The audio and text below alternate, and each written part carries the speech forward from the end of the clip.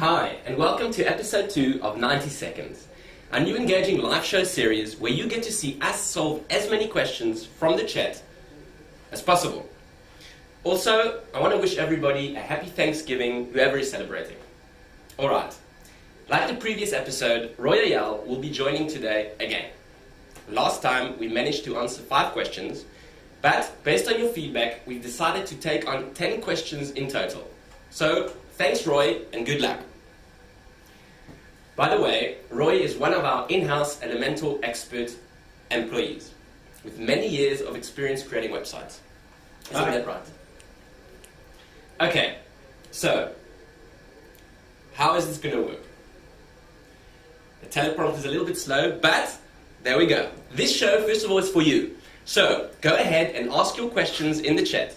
Make sure they are specific and have to do with achieving things in Elementor. Maybe designs, layouts, or certain effects. It could also be about using features that you're less experienced with. We will choose 10 questions from the chat and have 90 seconds to solve each one. When the time is up, you get to decide what to do. Either we continue solving it, or we go on to the next one. Alright? Is there a raffle or something? Yeah, there is. Also, there are some customer success team members in the chat as well, ready to answer ongoing questions. And a big surprise, also participants who ask questions in the chat, they'll be entered into a raffle to win an awesome prize. I'll announce the winner at the end of the event. So, go ahead, ask away. Now, to get the ball rolling, what we will do is we'll start with an unanswered question from our previous episode. Alright, let's do this. So, question 1 from Gabriel. He asked it on the previous Facebook Live, our opening event. It's about displaying only certain types of posts. His question, or what he says is, I cannot figure out how to create multiple website pages that display only certain types of posts. Example, I currently created a page for my podcast episodes, but I also want to create blog posts. But I don't want both of them displayed and searchable on the same web page. This sounds like something the query filter can solve. Roy, are you ready? I am, let's go. 90 seconds, let's go. Alright, I have prepared a section with a post widget. So do note, you have to drag the post image, it's right here.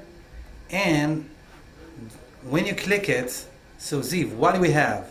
We have query. Ooh, wow, Alright, so you can either add a post widget on a certain page with a specific category, or if you have custom post types like whatever, products, landing pages, you can display them on a separate, whether it is a template, like a template of a single post category, or a page. So in this case, he wants to have, let's say, 2 different pages. He'll just drag in one post widget on the one page, another one on the other page, and here he can define if he's going to show certain categories.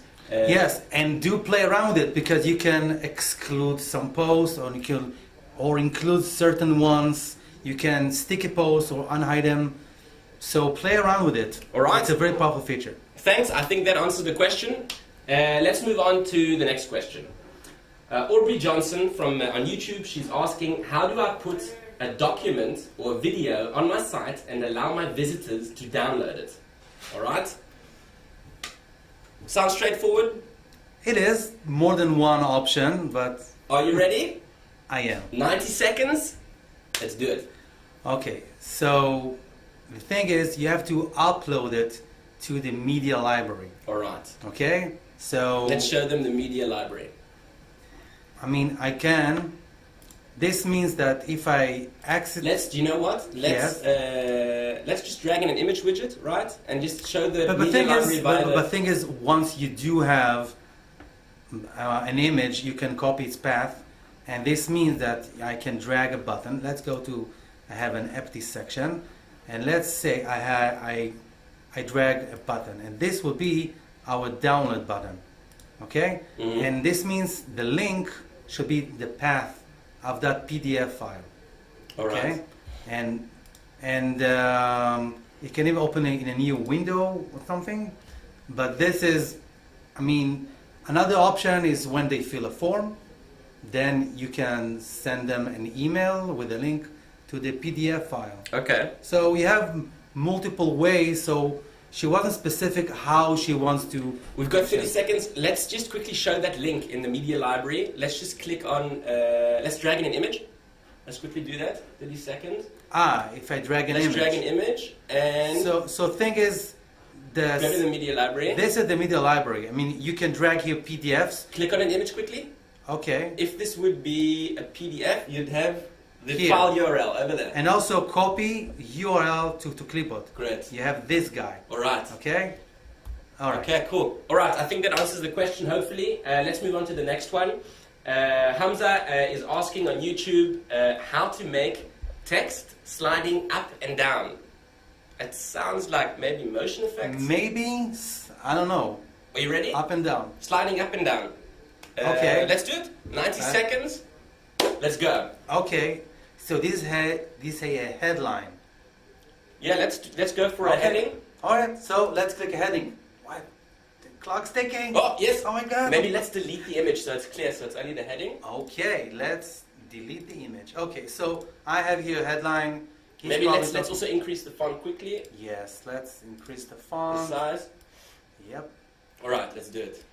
Okay. So we're using, probably talking about motion effects.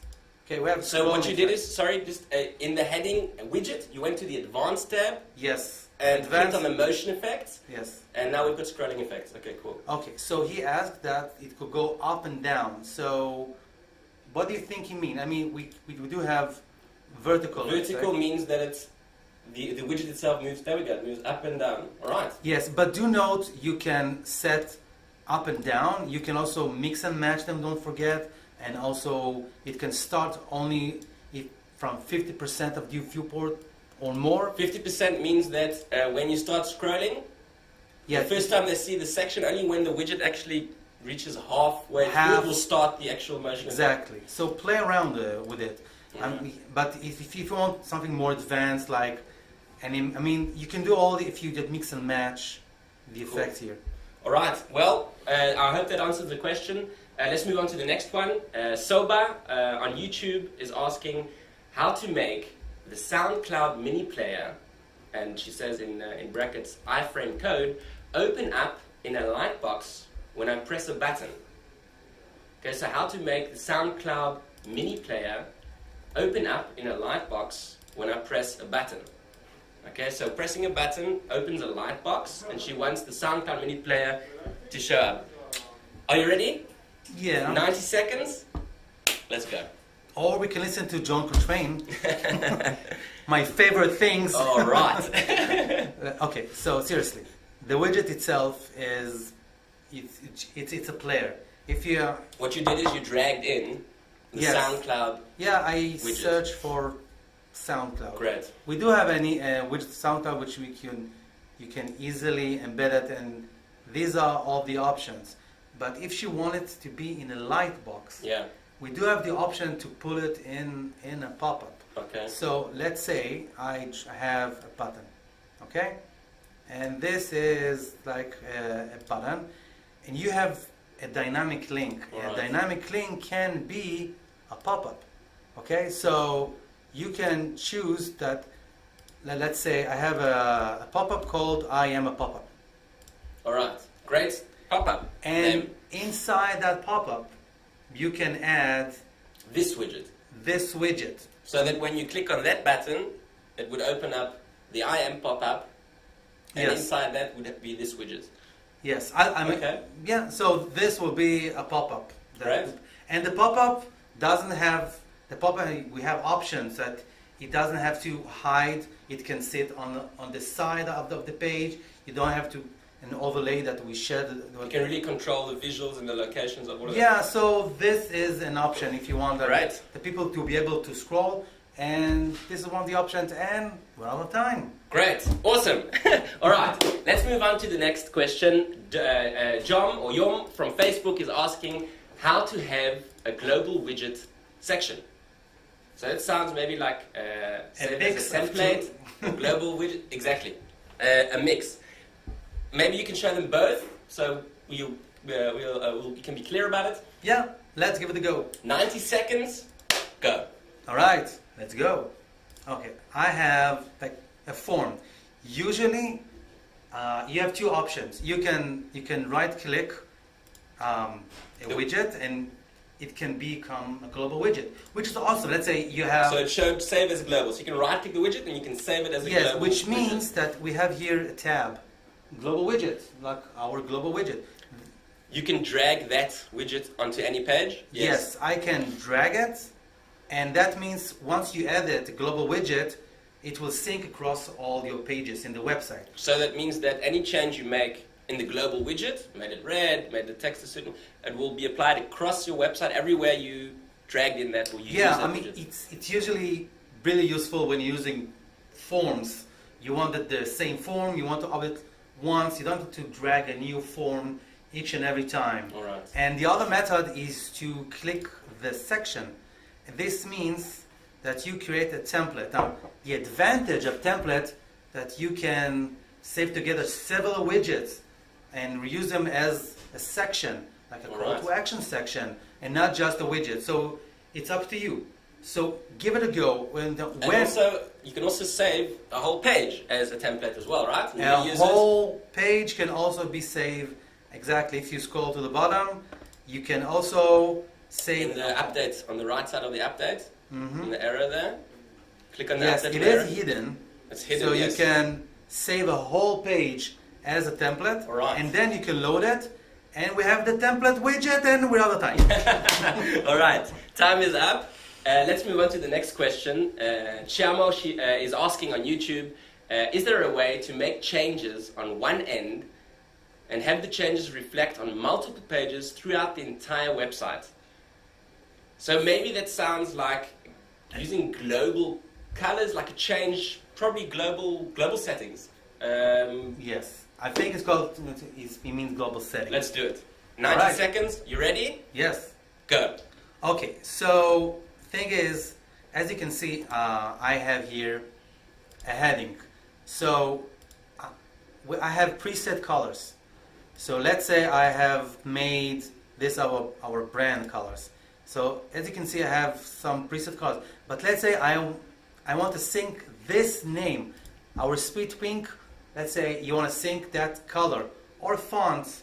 So you have the option to, you see here the cog, manage global colors. All right. So I click it, and then you see here my preset of, this is really working smart. Okay. So if I change the color here, it will sync across all the website. So on every widget, okay, that you've given that specific sweet pink from the global color options, that color, and you change it in the global colors over here, let's say to black or whatever, it will change everywhere across the site. Exactly. All right. Same goes for global fonts. You can add more than our pre-made for ones. I highly encourage you guys to test out and use global colors and global fonts.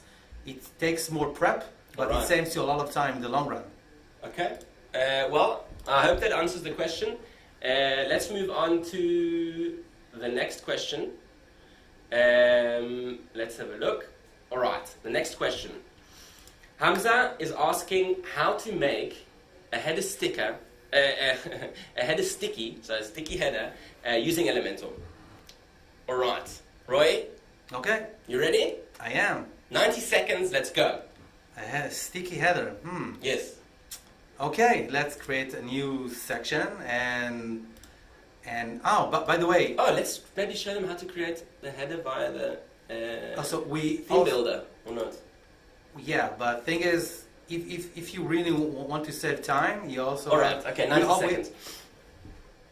Time's gone. Okay. First of all, we have blocks. Okay, so if you do want to start with something, okay, to save time, we have pre-made headers. All right. You just insert it and that's it. So this is something. That's one thing. But okay, so that's the header.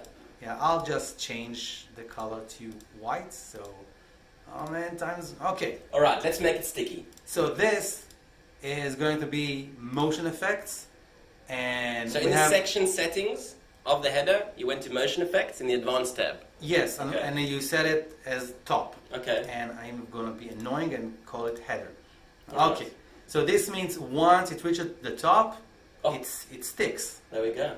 And this also means the header doesn't have to be at the top. You can even make it that you scroll and you have a header. And it can stick at the bottom as well. Yes, it can Alright. also stick to the bottom. And I also wrote a blog post how you can make it shrinking Wow. sticky header. Wow. Yes. So check All it right. out. Well, I hope that answers your question. Maybe somebody from our customer success team can share that link to the blog post as well. Let's move on to the next question. And this also is going to be our last question.